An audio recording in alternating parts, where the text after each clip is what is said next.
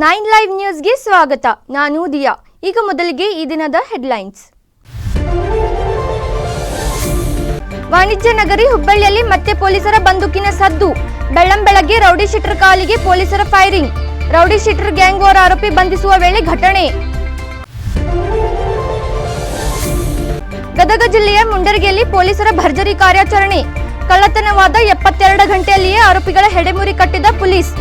ಖಡಕ್ ಹಾಕಿಯ ಕ್ಷಿಪ್ರ ಕಾರ್ಯಾಚರಣೆಗೆ ಮೆಚ್ಚುಗೆ ವ್ಯಕ್ತ, ಬಹುಮಾನ ಘೋಷಣೆ.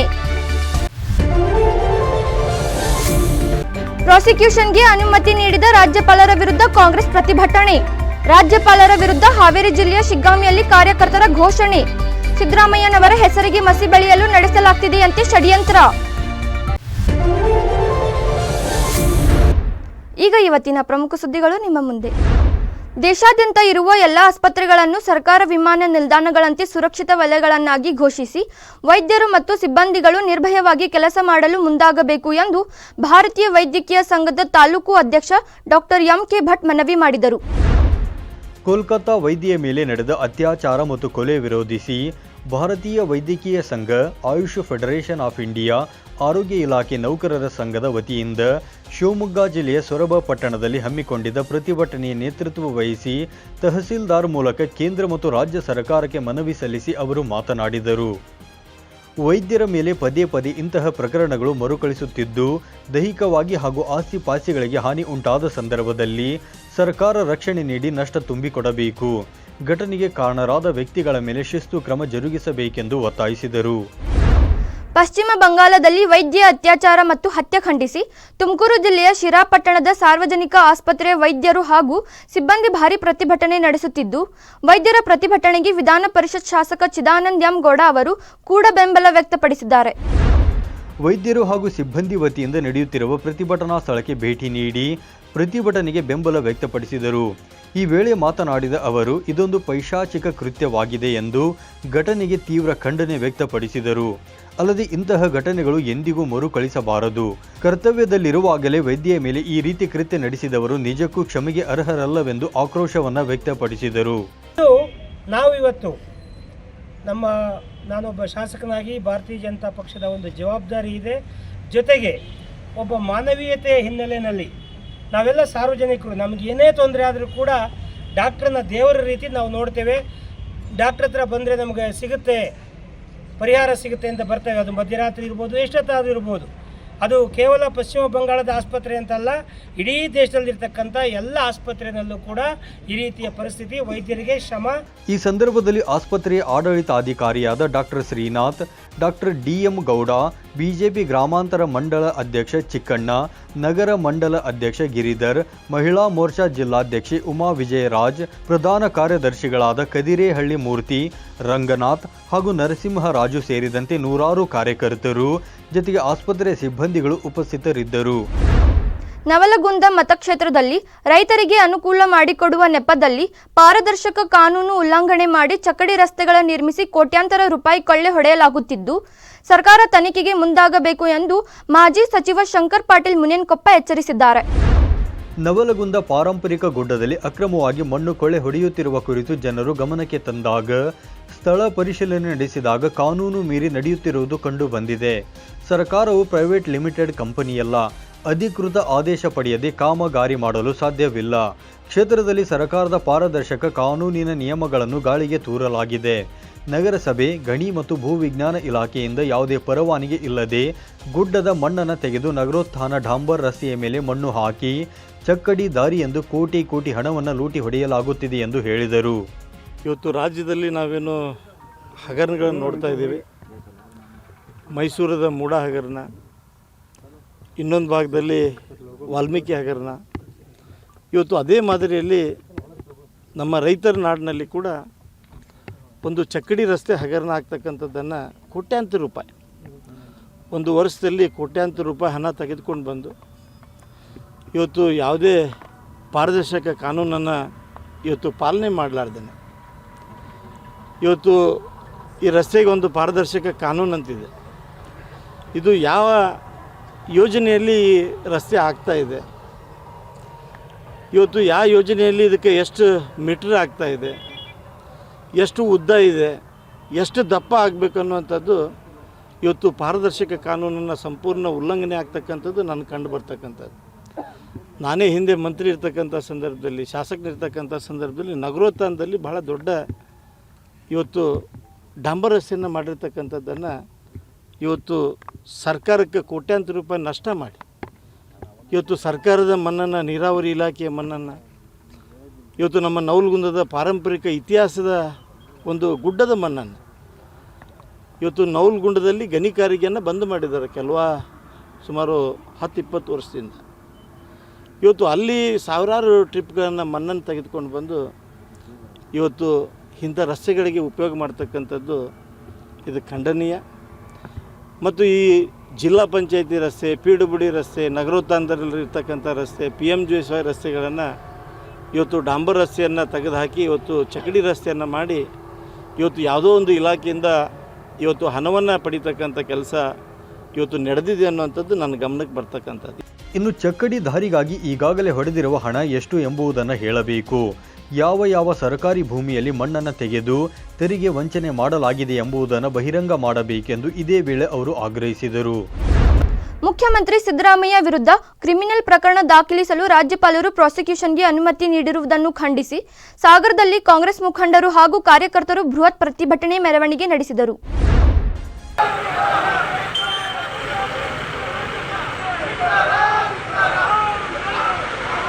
ಪಟ್ಟಣದ ಕಾಂಗ್ರೆಸ್ ಕಚೇರಿಯಿಂದ ಉಪವಿಭಾಗಾಧಿಕಾರಿ ಕಚೇರಿಯವರೆಗೆ ಮೆರವಣಿಗೆ ನಡೆಸಿದ ಪ್ರತಿಭಟನಾಕಾರರು ಕೆಲ ಕಾಲ ಜೋಗ ರಸ್ತೆಯ ವೃತ್ತದಲ್ಲಿ ರಸ್ತೆ ತಡೆ ನಡೆಸಿದರು. ನಂತರ ಉಪವಿಭಾಗಾಧಿಕಾರಿ ಕಚೇರಿ ಆವರಣದಲ್ಲಿ ಬಹಿರಂಗ ಸಭೆ ನಡೆಯಿತು. ಮುಖ್ಯಮಂತ್ರಿ ಸಿದ್ದರಾಮಯ್ಯ ವಿರುದ್ಧ ಕ್ರಿಮಿನಲ್ ಪ್ರಕರಣ ದಾಖಲಿಸಲು ರಾಜ್ಯಪಾಲರು ಪ್ರಾಸಿಕ್ಯೂಷನ್ಗೆ ಅನುಮತಿ ನೀಡಿರುವ ಹಿಂದೆ ಬಿಜೆಪಿಯ ಕೈವಾಡವಿದೆ. ರಾಜ್ಯಪಾಲರು ಬಿಜೆಪಿ ಕೈಗೊಂಬೆಯಂತೆ ವರ್ತಿಸುತ್ತಿದ್ದಾರೆಂದು ಬ್ಲಾಕ್ ಕಾಂಗ್ರೆಸ್ ಅಧ್ಯಕ್ಷ ಕಲಸೆ ಚಂದ್ರಪ್ಪ ಈ ವೇಳೆ ಆರೋಪಿಸಿದರು. ರಾಜ್ಯಪಾಲರ ಈ ನೀತಿ ಖಂಡನೀಯ. ಯಾಕಂದರೆ ರಾಜ್ಯಪಾಲರ ಹುದ್ದೆ ಸಾಂವಿಧಾನಿಕ ಹುದ್ದೆ, ಯಾವುದೇ ರಾಜಕೀಯ ಪ್ರೇರಿತವಾಗಿರಬಾರ್ದು ಅಂತೇಳಿ ಆ ಹುದ್ದೆಯನ್ನು ರಾಷ್ಟ್ರಪತಿಯವರು ನೇಮಕ ಮಾಡಿರ್ತಾರೆ. ಆದರೆ ನಮ್ಮ ಕರ್ನಾಟಕದ ರಾಜ್ಯಪಾಲರು BJPಯವರ ತಂತ್ರಕ್ಕೊಳಗಾಗಿ, ಅವರೊಬ್ಬ BJPಯ ರಾಜ್ಯಪಾಲರೇ. ಹಾಗಾಗಿ ನಮ್ಮ ಮುಖ್ಯಮಂತ್ರಿಗಳು ಇಡೀ ರಾಜ್ಯದಲ್ಲಿ, ಇಡೀ ರಾಷ್ಟ್ರದಲ್ಲಿ ಅವರಂಥ ಮುಖ್ಯಮಂತ್ರಿ ನೋಡಲಿಕ್ಕೆ ಸಾಧ್ಯವಿಲ್ಲ. ಒಂದು ಚೂರು ಅವರಲ್ಲಿ ಕಳಂಕ ಇಲ್ಲ. ಹಿಂದಿನ 5 ವರ್ಷ, ಈಗ 1.5 ವರ್ಷ ಇಡೀ ರಾಜ್ಯದ ಬಡವರ್ಗರ, ಅಲ್ಪಸಂಖ್ಯಾತರ, ಶೋಷಿತರ ಪರವಾಗಿ 5 ಗ್ಯಾರಂಟಿಗಳನ್ನು ಕೊಟ್ಟು ಪ್ರತಿಯೊಂದು ಕುಟುಂಬಕ್ಕೂ ಅನ್ನವನ್ನು ಕೊಟ್ಟಂಥ ಧೀಮಂತ ನಾಯಕ ನಮ್ಮ ಸಿದ್ದರಾಮಯ್ಯನವರು. ಅವರನ್ನು ಇವತ್ತು ಇಳಿಸಬೇಕು ಅಂತ ಯಾರೋ ಲೋಕಲ್ ವ್ಯಕ್ತಿ DJ ಅಬ್ರಾಹಿಂ ಒಬ್ಬ ಬ್ಲಾಕ್ ಮೇಲ್ ತಂತ್ರಗಾರಿಕೆ ಮಾಡುವಂಥ ವ್ಯಕ್ತಿ. ಯಾರು ಹಣ ಕೊಡ್ತಾರೆ, ಹಣದ ಹಿಂದೆ ಹೋಗಿ ಅವ್ರ ವಿರುದ್ಧ ಪ್ರಾಸಿಕ್ಯೂಷನ್ಗೆ ಅರ್ಜಿ ಕೊಡೋದು. ಆ ರೀತಿಯ ಅಬ್ರಾಹಿಂ ಒಂದು ಹೇಳಿಕೆ, ಏನು ಕಂಪ್ಲೇಂಟ್ ತಗೊಂಡು ಇವತ್ತು ರಾಜ್ಯಪಾಲರು ಮಾಡ್ತಾರೆ, ಇದು ಖಂಡನೀಯ. ಇಡೀ ರಾಜ್ಯಾದ್ಯಂತ ನಾವು ಇವತ್ತು ಸಾಂಕೇತಿಕವಾಗಿ ಮಾಡಿದ್ದೇವೆ. ಮುಂದಿನ ದಿನದಲ್ಲಿ ನಮ್ಮ ನಾಯಕರಾದ ಗೋಪಾಲಕೃಷ್ಣ ಅವರ ನೇತೃತ್ವದಲ್ಲಿ ಸಾಗರದಲ್ಲಿ ಭಾಳ ದೊಡ್ಡ ಪ್ರಮಾಣದಲ್ಲಿ ಪ್ರತಿಭಟನೆಯನ್ನು ಮಾಡ್ತೀವಿ. ಈ ಸಂದರ್ಭದಲ್ಲಿ ಕಾಂಗ್ರೆಸ್ ಸಾಗರ ನಗರ ಘಟಕದ ಅಧ್ಯಕ್ಷ IN ಸುರೇಶ್ ಬಾಬು, ಕಾಂಗ್ರೆಸ್ ಮಹಿಳಾ ಘಟಕದ ಅಧ್ಯಕ್ಷೆ ಪ್ರಭಾವತಿ ಚಂದ್ರಕಾಂತ್, ನಗರಸಭೆ ಸದಸ್ಯರಾದ ಮಧು ಮಾಲತಿ, ಸೈಯದ್ ಜಾಕೀರ್, ಗಣಪತಿ ಮಂಡಗಳಲೆ, ಉಮೇಶ್, ರವಿಕುಮಾರ್ ವಿಜಯನಗರ ಸೇರಿದಂತೆ ಅಪಾರ ಸಂಖ್ಯೆಯ ಕಾರ್ಯಕರ್ತರು ಹಾಜರಿದ್ದರು. ಸುದ್ದಿ ಮುಂದುವರಿಯುತ್ತೆ, ಅದಕ್ಕೂ ಮುನ್ನ ಚಿಕ್ಕದೊಂದು ಬ್ರೇಕ್. 9 ಲೈವ್ ವಾಹಿನಿಯ ಜನಪ್ರಿಯ ಕಾರ್ಯಕ್ರಮ ಶುಚಿ ರುಚಿ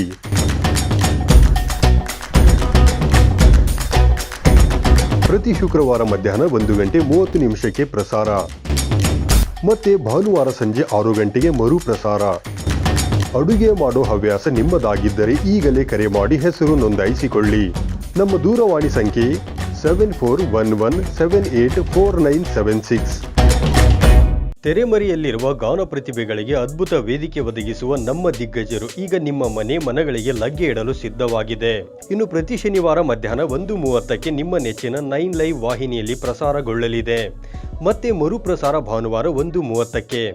ನಿಮಗೂ ಗಾಯನದಲ್ಲಿ ಆಸಕ್ತಿ ಇದ್ದು ಉತ್ತಮ ವೇದಿಕೆ ಲಭಿಸುತ್ತಿಲ್ಲವೆಂದರೆ ಚಿಂತೆ ಯಾಕೆ? ಕೂಡಲೇ ನಮ್ಮ ದೂರವಾಣಿ ಸಂಖ್ಯೆ 7349416023ಗೆ ಸಂಪರ್ಕಿಸಿ. ಕಾರ್ಯಕ್ರಮದಲ್ಲಿ ನೀವು ಪಾಲ್ಗೊಳ್ಳಿ. ಬ್ರೇಕ್ ನಂತರ 9 ಲೈವ್ ನ್ಯೂಸ್ಗೆ ಸ್ವಾಗತ. ಪಶ್ಚಿಮ ಬಂಗಾಳದಲ್ಲಿ ನಡೆದ ವೈದ್ಯ ಹತ್ಯೆ ಖಂಡಿಸಿ ಬೆಳಗಾವಿ ಜಿಲ್ಲೆಯ ಕಿತ್ತೂರು ಪಟ್ಟಣದಲ್ಲಿ ರಾಣಿ ಚೆನ್ನಮ್ಮ ವೈದ್ಯರ ಸಂಘದ ತಾಲೂಕು ಘಟಕದ ವತಿಯಿಂದ ಬೃಹತ್ ಪ್ರತಿಭಟನೆ ನಡೆಸಲಾಯಿತು. ಇನ್ನು ಕಿತ್ತೂರಿನ ಸರ್ಕಾರಿ ಆಸ್ಪತ್ರೆಯ ವೈದ್ಯಾಧಿಕಾರಿ ಡಾಕ್ಟರ್ ಅನ್ನಪೂರ್ಣ ಅಂಗಡಿ ಹಾಗೂ ಕಿತ್ತೂರಿನ ವೈದ್ಯ ಸಂಘದ ಅಧ್ಯಕ್ಷ ಡಾಕ್ಟರ್ ವೆಂಕಟೇಶ್ ಉಣಕಲ್ಕರ್ ಇವರ ನೇತೃತ್ವದಲ್ಲಿ ಸಂಜೆ ಕಿತ್ತೂರಿನ ಚೆನ್ನಮ್ಮಾಜಿ ಸರ್ಕಲ್ ಬಳಿ ಮೇಣದ ಬತ್ತಿ ಬೆಳಗಿಸಿ ಹತ್ಯೆಗೀಡಾದ ವೈದ್ಯಗೆ ಶ್ರದ್ಧಾಂಜಲಿ ಅರ್ಪಿಸಲಾಯಿತು.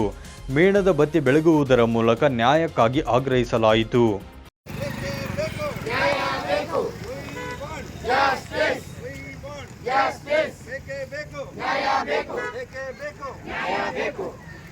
ಒಂದು ಗಾಂಧಿ ಕನಸಾಗಿತ್ತು, ಒಂದು ರಾಮನ ಒಂದು ರಾಮ ನೆನೆಸಿದಂಥ ಇದು ಒಂದು ನಮ್ಮ ಭೂಮಿ.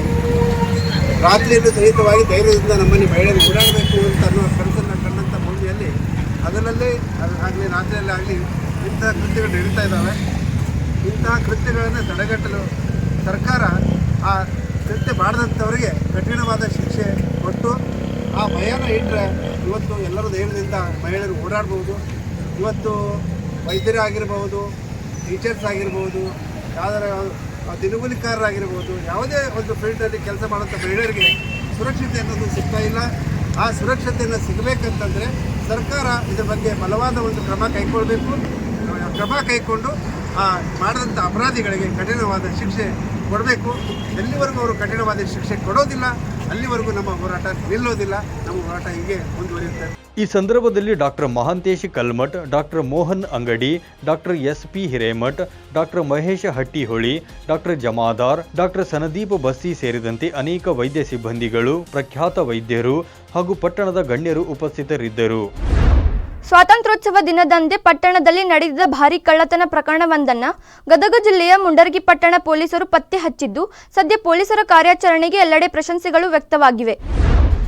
ಹೌದು, ಇದೇ ಆಗಸ್ಟ್ 15ರಂದು ಕಳ್ಳತನವಾಗಿರುವ ಕುರಿತಾಗಿ ಪ್ರಕರಣವೊಂದು ಪೊಲೀಸ್ ಠಾಣೆಯಲ್ಲಿ ದಾಖಲಾಗಿತ್ತು. ಪ್ರಕರಣದ ಕುರಿತಾಗಿ ವಿಶೇಷ ತಂಡ ರಚಿಸಿ ಕಾರ್ಯಾಚರಣೆ ನಡೆಸಿರುವ ಪೊಲೀಸರು ಪ್ರಕರಣ ನಡೆದು ಕೇವಲ 72 ಗಂಟೆಯಲ್ಲಿಯೇ ಆರೋಪಿಗಳಾದ ಕಾರ್ತಿಕ್, ಅಂಪಣ್ಣ ಕೊಂಪಿ ಎಂಬುವರನ್ನು ಬಂಧಿಸಿ ಬಂಧಿತರಿಂದ ಬರೋಬ್ಬರಿ 4,20,000 ಮೌಲ್ಯದ ಚಿನ್ನದ ಆಭರಣ ಹಾಗೂ 6,000 ರೂಪಾಯಿ ನಗದು ವಶಕ್ಕೆ ಪಡೆದಿದ್ದಾರೆ.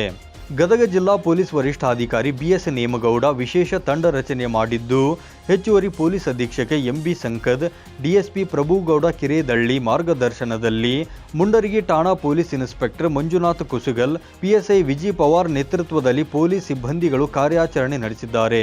ಸದ್ಯ ಪೊಲೀಸರ ಕಾರ್ಯಕ್ಕೆ ಎಲ್ಲೆಡೆ ಮೆಚ್ಚುಗೆ ವ್ಯಕ್ತವಾಗಿದೆ. ಮನೆ ಕಳ್ಳತನ ಆಗಿತ್ತು. ಆ ಬಗ್ಗೆ ಮುಂಡರಗಿ ಪೊಲೀಸ್ ಠಾಣೆಯಲ್ಲಿ ಪ್ರಕರಣ ದಾಖಲಾಗಿತ್ತು. ಇದನ್ನು ನಮ್ಮ ಪೊಲೀಸ್ ಇನ್ಸ್ಪೆಕ್ಟರ್ ಮತ್ತು ಅವರ ಎಲ್ಲ PSI ಅವ್ರ ಸ್ಟಾಫ್ ಎಲ್ಲ ಭಾಳ ಸೀರಿಯಸ್ ಆಗಿ ತೆಗೆದುಕೊಂಡು ತಕ್ಷಣ ಆರೋಪಿತನನ್ನು ಬಂಧಿಸಿ ಇಂಟ್ಯಾಕ್ಟ್ ಪ್ರಾಪರ್ಟಿಯನ್ನು ರಿಕವರಿ ಮಾಡಿದ್ದಾರೆ. ಇದೊಂದು ಒಂದು ಅಭಿನಂದನಾರ್ಹ ಒಂದು ಕಾರ್ಯ ಅಂತ ನಾನು ಹೇಳಲಿಕ್ಕೆ ಇಷ್ಟಪಡ್ತೀನಿ. ಆರೋಪಿತನನ್ನು ಬಂಧಿಸಿ ಅವನಿಂದ ಒಟ್ಟು 4,20,000 ರೂಪಾಯಿ ಮೌಲ್ಯದ ಪ್ರಾಪರ್ಟಿಯನ್ನು ವಶಪಡಿಸಿಕೊಂಡಿದ್ದಾರೆ. ಈ ಆರೋಪಿ ಮತ್ತು ಯಾವ ಪ್ರಕರಣದಲ್ಲಿ ಭಾಗಿಯಾಗಿದ್ದಾನೆ ಎಲ್ಲ ಡೀಟೇಲ್ ಆಗಿ ವೆರಿಫೈ ಮಾಡ್ತಾ ಇದ್ದೀವಿ. ಅದರಲ್ಲೂ ಕೂಡ ಅವನ ಮೇಲೆ ಕಾನೂನು ಕ್ರಮ ತಗೊಳ್ತೀವಿ. ಇದನ್ನು ಸದ್ಯಕ್ಕೀಗ 4 ಪ್ರಕರಣದಲ್ಲಿ ಭಾಗಿಯಾಗಿರೋದು ನಮಗೆ ಗೊತ್ತಾಗಿದೆ, ಹಳೆವು ಎಲ್ಲ. ಮತ್ತು ಇನ್ನೂ ಇಂಟ್ರಾಗೇಷನ್ ನಡೀತಾ ಇದೆ. ಏನಾದರೂ ಹೊಸವಿದ್ದರೆ ಅದನ್ನು ಕೂಡ. ಇನ್ನು ಮುಂಡರಗಿ ಪಟ್ಟಣದ BJP ಮಂಡಳದ ಅಧ್ಯಕ್ಷರಾದ ಹೇಮಗಿರೀಶ್ ಹಾವಿನಾಳ್ ಹಾಗೂ ಮುಂಡರಗಿ ಪಟ್ಟಣದಲ್ಲಿನ ವಿವಿಧ ಗಣ್ಯರು ಪೊಲೀಸರ ಕಾರ್ಯಕ್ಕೆ ಮೆಚ್ಚುಗೆ ಸೂಚಿಸಿದ್ದು, ಎಲ್ಲರೂ ಸೇರಿ 51,000 ರೂಪಾಯಿ ಗೌರವಧನವನ್ನು ಮುಂಡರಗಿ ಪೊಲೀಸ್ ಠಾಣಾ ಸಿಬ್ಬಂದಿಗಳಿಗೆ ನೀಡಿ ಗೌರವಿಸುವುದಾಗಿ ಇದೇ ವೇಳೆ ತಿಳಿಸಿದ್ದಾರೆ. ಸಿಎಂ ಸಿದ್ದರಾಮಯ್ಯ ವಿರುದ್ಧ ಪ್ರಾಸಿಕ್ಯೂಷನ್ಗೆ ರಾಜ್ಯಪಾಲರು ಅನುಮತಿ ನೀಡಿರುವ ಹಿನ್ನೆಲೆಯಲ್ಲಿ ಹಾವೇರಿ ಜಿಲ್ಲೆಯ ಶಿಗ್ಗಾಂವಿ ಪಟ್ಟಣದಲ್ಲಿ ಕಾಂಗ್ರೆಸ್ನಿಂದ ಬೃಹತ್ ಪ್ರತಿಭಟನೆ ನಡೆಸಲಾಯಿತು. ಕರ್ನಾಟಕ ಗಡಿ ಪ್ರದೇಶ ಅಭಿವೃದ್ಧಿ ಪ್ರಾಧಿಕಾರದ ಅಧ್ಯಕ್ಷರಾದ ಸೋಮಣ್ಣ ಬೇವಿನ ಮರದ ಹಾಗೂ ಮುಖಂಡರಾದ ಯಾಶೀರ್ ಖಾನ್ ಪಠಾಣ್ ನೇತೃತ್ವದಲ್ಲಿ ನಡೆದ ಪ್ರತಿಭಟನೆಯಲ್ಲಿ ಕೇಂದ್ರ BJP ಸರ್ಕಾರ ರಾಜ್ಯಪಾಲರನ್ನು ಬಳಸಿಕೊಂಡು ಸಿದ್ದರಾಮಯ್ಯ ಅವರ ಮೇಲೆ ನಿಯಮ ಬಾಹಿರವಾಗಿ ಪ್ರಾಸಿಕ್ಯೂಷನ್ ಜಾರಿ ಮಾಡಿದೆ. ಜನಪರ ಆಡಳಿತ ಸಹಿಸದ BJP JDS ಪಕ್ಷಗಳು ಮುಖ್ಯಮಂತ್ರಿ ಸಿದ್ದರಾಮಯ್ಯನವರ ಹೆಸರಿಗೆ ಧಕ್ಕೆ ತರಲು ಷಡ್ಯಂತ್ರ ರೂಪಿಸಿವೆ. ಸಿಎಂ ವಿರುದ್ಧ ಅಭಿಯೋಜನೆಗೆ ಅನುಮತಿ ನೀಡಿದ ರಾಜ್ಯಪಾಲರ ನಡೆ ಸಂವಿಧಾನ ಬಾಹಿರವಾಗಿದೆ ಎಂದು ಹರಿಹಾಯ್ದರು. ಇನ್ನು ಪ್ರತಿಭಟನಾಕಾರರು ಪಟ್ಟಣದ ಚೆನ್ನಮ್ಮ ವೃತ್ತದಿಂದ ಹೊಸ ಬಸ್ ನಿಲ್ದಾಣದವರೆಗೆ ಹಲಗೆ ಬಾರಿಸುತ್ತಾ ಪ್ರಮುಖ ಬೀದಿಗಳಲ್ಲಿ ಸಂಚರಿಸಿ ಘೋಷಣೆ ಕೂಗಿದರು.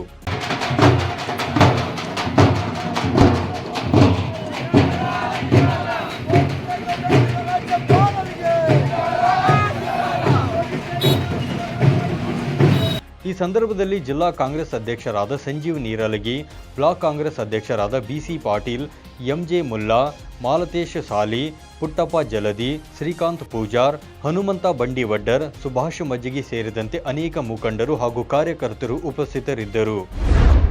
ಭಾನುವಾರ ತಡರಾತ್ರಿ ವಾಣಿಜ್ಯ ನಗರಿ ಹುಬ್ಬಳ್ಳಿಯಲ್ಲಿ ರೌಡಿ ಶೀಟರ್ಗಳಿಬ್ಬರ ಮಧ್ಯೆ ಭಾರೀ ಗ್ಯಾಂಗ್ ವಾರ್ ನಡೆದಿದ್ದು, ಗ್ಯಾಂಗ್ ವಾರ್ ವೇಳೆ ಹಲ್ಲೆ ಮಾಡಿ ತಪ್ಪಿಸಿಕೊಂಡ ರೌಡಿ ಶೀಟರ್ ಒಬ್ಬನ ಕಾಲಿಗೆ ಗುಂಡು ಹೊಡೆದ ಪೊಲೀಸರು ಆತನನ್ನು ಬಂಧಿಸಿದ್ದಾರೆ.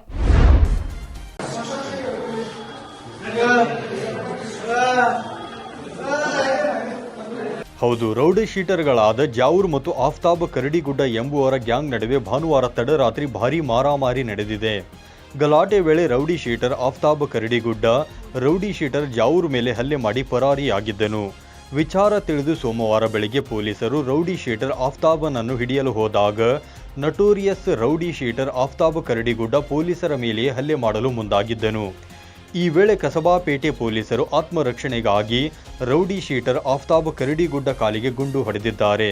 ಸದ್ಯ ಗಾಯಾಳು ರೌಡಿ ಶೀಟರ್ ಆಫ್ತಾಬನನ್ನು ಕಿಮ್ಸ್ ಆಸ್ಪತ್ರೆಗೆ ದಾಖಲಿಸಲಾಗಿದ್ದು ಮುಂದಿನ ಪ್ರಕ್ರಿಯೆ ಕೈಗೊಳ್ಳಲಾಗಿದೆ ಎಂದು ಪೊಲೀಸ್ ಮೂಲಗಳು ತಿಳಿಸಿವೆ.